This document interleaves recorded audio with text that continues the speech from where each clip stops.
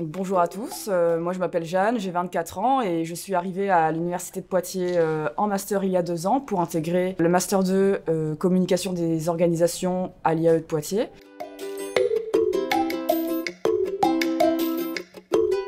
Tu as franchi le pas, raconte-nous où es-tu partie et dans quel cadre? Alors je suis partie dans le cadre d'une césure.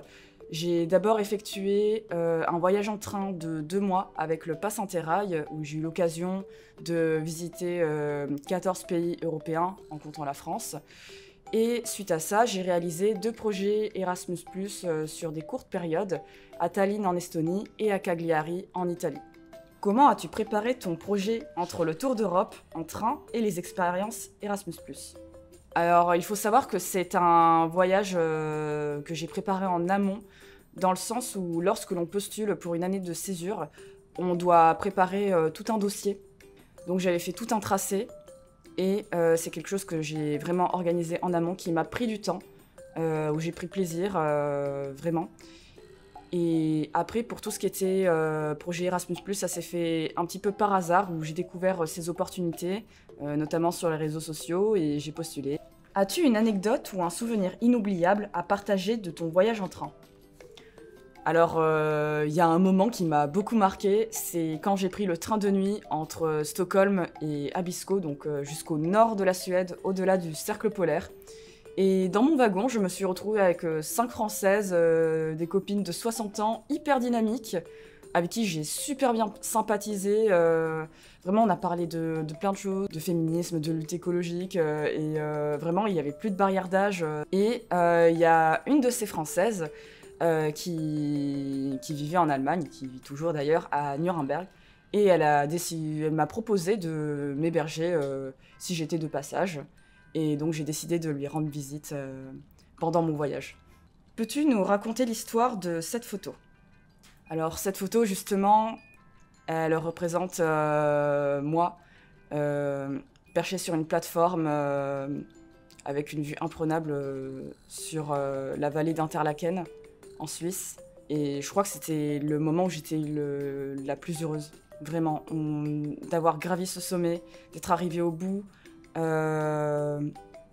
de pouvoir contempler ça, c'était vraiment un spectacle que je garderai pour toute ma vie, honnêtement, dans mes mémoires.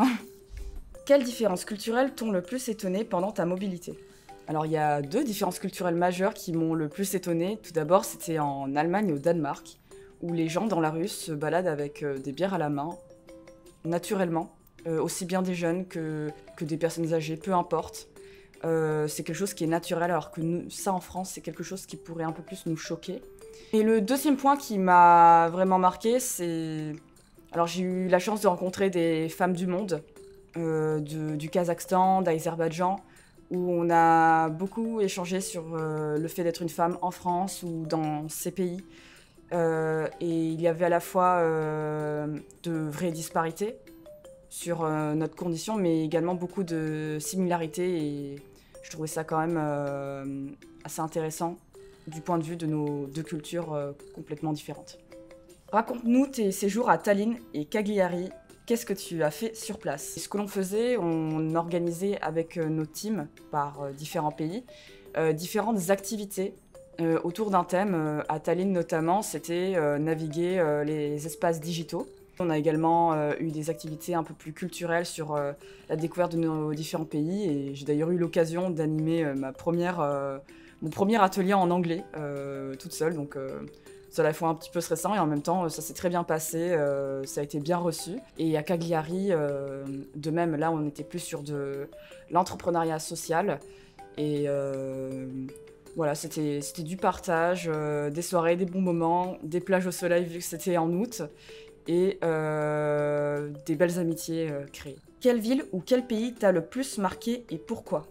C'est une très bonne question. Il y a tellement de beaux souvenirs que je peux garder. Si je devais sélectionner une ville, il y aurait Budapest. Si je devais sélectionner un pays, j'ai eu un coup de cœur pour les paysages de Suède. Et enfin, pour la culture, je dirais l'Allemagne. Quel conseil donnerais-tu à un étudiant qui hésite à partir en mobilité? Moi, je pense qu'il faut oser. Je pense que c'est vraiment une opportunité exceptionnelle, unique, surtout que l'Université de Poitiers nous donne les moyens de pouvoir partir en mobilité. C'est l'occasion de voir autre chose, c'est l'occasion de s'ouvrir l'esprit, de faire des rencontres parfois pour la vie. Donc franchement, je pense que c'est quelque chose qui en vaut la peine, que ce soit sur le plan professionnel que personnel. Si tu devais résumer ton année en une phrase, que dirais-tu ?